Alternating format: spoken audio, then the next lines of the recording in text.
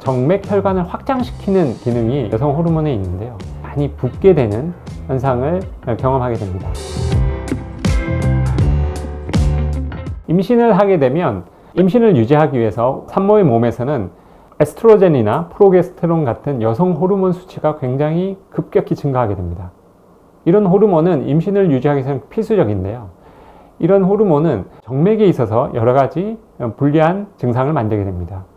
비정상적으로 정맥 혈관을 확장시키는 기능이 이런 여성 호르몬에 있는데요. 이런 여성 호르몬은 임신이 진행됨에 따라 점차 증가하는 패턴을 보이게 됩니다. 따라서 정상적인 상태, 즉 정맥류가 없는 산모들도 이런 정맥이 확장되기 때문에 굉장히 많이 붓게 되는 현상을 경험하게 됩니다.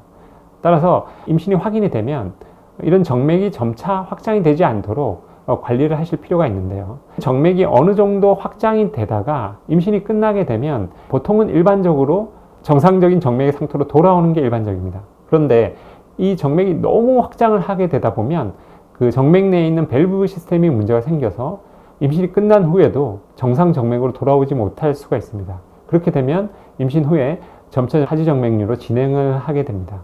따라서 임신 중에는 이런 정맥이 확장되지 않도록 여러 가지 관리가 필요합니다.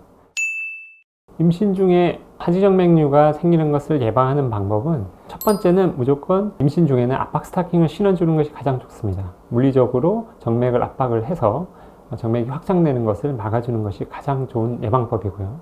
두 번째로 적당한 운동을 통해서 다리에 정맥 압력을 낮춰주는 것이 좋습니다. 적당한 운동을 하게 되면 다리로 왔던 피가 적절히 심장 쪽으로 잘 순환을 하기 때문에 정맥류가 생길 찬스를 많이 줄이게 됩니다. 세 번째로 임신 중에 하시는 하체 마사지가 있는데요. 그런 마사지들은 정맥 혈액순환을 좋게 해주기 때문에 정맥류를 막는 데 많은 도움이 됩니다. 그리고 임신 중에 적절한 운동도 좋지만 이제 앉아서 쉴 때는 가능한 한 다리를 심장 높이보다 높여서 다리 쪽의 부종을 빼주는 것이 정맥류를 막는 데 큰 도움이 됩니다.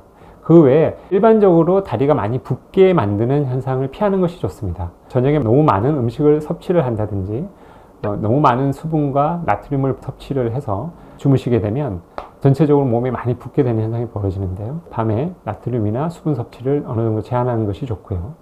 그 다음에 비만은 하지정맥류를 만들지는 않지만 악화시키는 요인으로 알려져 있습니다. 그런데 임신 중에는 여러 가지 이유에 의해서 몸이 많이 붓고 비만이 생기는 경우가 많기 때문에 임신 중에 음식 조절을 통해서 너무 비만이 진행되지 않도록 막아주는 것이 하지정맥류를 예방하는 데 큰 도움이 된다 하겠습니다. 임신 중에 비정상적인 혈관이 다리에 관찰되는 경우에는 하지정맥류의 적극적인 치료를 할 수가 없습니다.